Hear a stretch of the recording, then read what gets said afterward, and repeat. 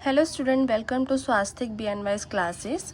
Kanika Chauhan this side और and I am a dear student BNY's. आज का हमारा जो टॉपिक है वो है difference between exercise and asanas. इससे पहले जो हमने टॉपिक पढ़ा था वो था rules and regulation of yoga. तो इन दोनों का मर्ज करके सिलेबस में दे रखा है, तो आप देख लेना. और इनका अलग से डिफ्रेंशिएट आता है, बहुत ज़्यादा आता है, तो प्लीज़ इसको अच्छे से पढ़ना. बहुत ईजी टॉपिक है. तो पहले हम पढ़ेंगे इसका थोड़ा सा डीप वर्जन, फिर मैंने एक थोड़ा सा समरी में डिफ्रेंशिएट भी कर रखा है, तो दोनों चीज़ मैं आपको बताऊंगी. चलिए शुरू करते हैं वीडियो को. तो फर्स्ट पॉइंट है हमारा पर्पस, मतलब इन दोनों का क्या पर्पस होता है. Exercise aimed at improving physical strength, stamina and endurance. मतलब इसका किसके ऊपर एम होता है? फिजिकल स्ट्रेंथ के ऊपर, स्टेमिना के ऊपर एंड के ऊपर. Asanas aim to bring harmony between body, mind and breathe.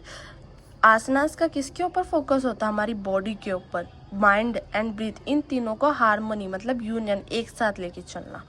अब मूवमेंट, एक्सरसाइज की मूवमेंट हम कैसे करते हैं? फास्ट करते हैं, रिपीटेटिव करते हैं एंड फिजिकल इंटेंस, मतलब बहुत जल्दी जल्दी करते हैं, बहुत जल्दी उसमें थकान भी होती है. पर आसनास हम कैसे परफॉर्म करते हैं अगर हम डायनेमिक नहीं कर रहे हैं? तो slow, study and mindful movement, मतलब बहुत आराम आराम से करते हैं.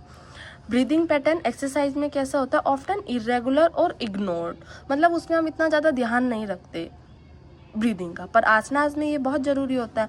हमें आसनास के बेनिफिट ही तब मिलेंगे अगर हम उसको ब्रीदिंग के साथ परफॉर्म करेंगे. Breath is synchronized with every movement, deep and conscious breathing. Effect of nervous system, अब नर्वस सिस्टम के ऊपर इन दोनों का क्या इफेक्ट पड़ता है? Exercise activates the sympathetic nervous system, fight और फ्लाइट मोड. ये आपने पढ़े होंगे दो सिस्टम, सिंपैथेटिक एंड पैरासिम्पैथेटिक. तो एक्सरसाइज किसको एक्टिवेट करता है? सिंपैथेटिक सिस्टम को. और asanas activate the parasympathetic nervous system, rest and relax mode. हमारी बॉडी में क्या लाता है वो? Rest and relax. Next point है मेंटल इम्पैक्ट. इसका मेंटल इम्पैक्ट कैसा पड़ता है? Exercise focus mainly on the body, मतलब फिजिकल बॉडी पे एक्सरसाइज ज़्यादा वर्क करती है.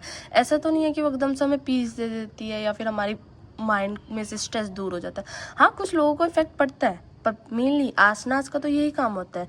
Enhance mental clarity, calmness and inner awareness. After effect क्या पड़ता है? एक्सरसाइज में lead to fatigue and tiredness. हम बहुत ज़्यादा हैवी वर्कआउट करेंगे, उसके बाद हमें थकान होगी, है ना, तो इसलिए ये हमें क्या देती है? टायर्डनेस. मतलब इसका बेनिफिट भी होता है, ऐसा नहीं है, मतलब एक ही जनरल इफेक्ट बताए गए हैं.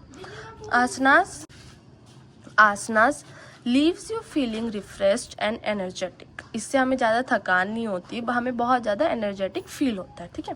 रिस्क ऑफ इंजरी, एक्सरसाइज में क्या होता है? Highly, specially with wrong posture और ओवर ट्रेनिंग. अगर हम एक्सरसाइज कर रहे हैं वो रॉन्ग पोस्चर में करें और ओवर ट्रेनिंग, मतलब बहुत ज़्यादा कर लें, तो उससे रिस्क, इंजरी के रिस्क जो है वो बढ़ जाते हैं.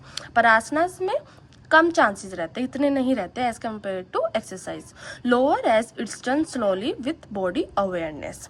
इंटरनल अवेयरनेस, जो इंटरनल अवेयरनेस है वो क्या करता है? एक्सरसाइज में less connected with self. As मतलब हम बोलते हैं ना, योगा हमें हमारी सोल तक अटैच, मतलब यूनियन करता है, जोड़ता है हमें.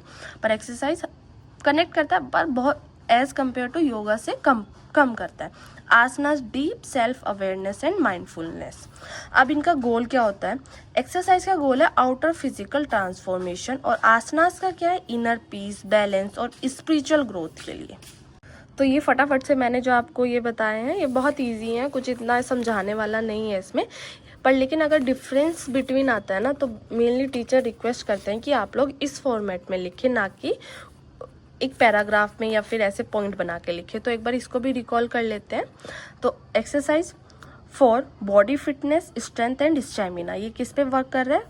Fitness, strength and stamina. Asanas for body, mind, breath and balance, इन तीनों को बैलेंस कर रहा है. फास्ट एंड फोर्सफुल मूवमेंट, इसमें मूवमेंट कैसे हो रहे हैं? Fast and forceful. इसमें कैसे हो रहे हैं? स्लो, स्टडी, रिलैक्स्ड पोस्चर, मतलब जो हम आसनास करते हैं वो.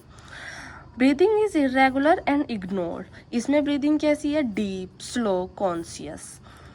Activate stress system, sympathetic system. और ये कौन सा सिस्टम एक्टिवेट कर रहे हैं, parasympathetic system. Heart rate increase a lot, इसमें हमारा हार्ट रेट बहुत इंक्रीज होता है क्योंकि हम बहुत ज़्यादा जल्दी परफॉर्म करते हैं इसको। हार्ट रेट रिमेन नॉर्मल और स्लाइटली राइज, मतलब या तो थोड़ा बढ़ेगा या फिर नॉर्मल रहेगा। Body feels tired, exhaust after practice, and body feels fresh, calm and energized. Focus is only on physical body, इसका फोकस किस पे रहता है, खाली फिजिकल बॉडी पे। Focus is on body, mind and breath, इन तीनों पे इसका फोकस रहता है। High risk of injury if done wrong and overdone, ये हमने अभी पढ़ा था, ये बस थोड़ा शॉर्ट फॉर्म में दे दिए, वैसे मिलता जुलता ही है। अगर हम इसको रॉन्ग परफॉर्म करेंगे और ओवर करेंगे तो इंजरी के रिस्क ज़्यादा हो जाएंगे। Low risk of injury as it gentle and mindful. Less connection with self, deep self awareness and mindfulness. Goal, इसका गोल क्या होता है, आउटर फिजिकल ट्रांसफॉर्मेशन, मतलब बेसिकली हमारे एब्स वगैरह बनाने में इसका ज़्यादा रोल होता है। Inner peace, balance and spiritual growth, इन तीनों के लिए इसका मेन गोल होता है, मतलब अपने आप से कनेक्ट करने में इसका ज़्यादा रोल रहता है। तो ये था हमारा आसनास एंड एक्सरसाइज में डिफरेंशिएट। आई होप आप लोगों को समझ आया होगा, और इसके नोट्स आपको हमारे टेलीग्राम चैनल पे मिल जाएंगे। अगर आपने उसको अभी तक ज्वाइन नहीं करा है तो उसका लिंक मैं डिस्क्रिप्शन में छोड़ दूंगी। And I hope you like it, please like and comment and share and subscribe the channel, and या वेट फॉर नेक्स्ट वीडियो।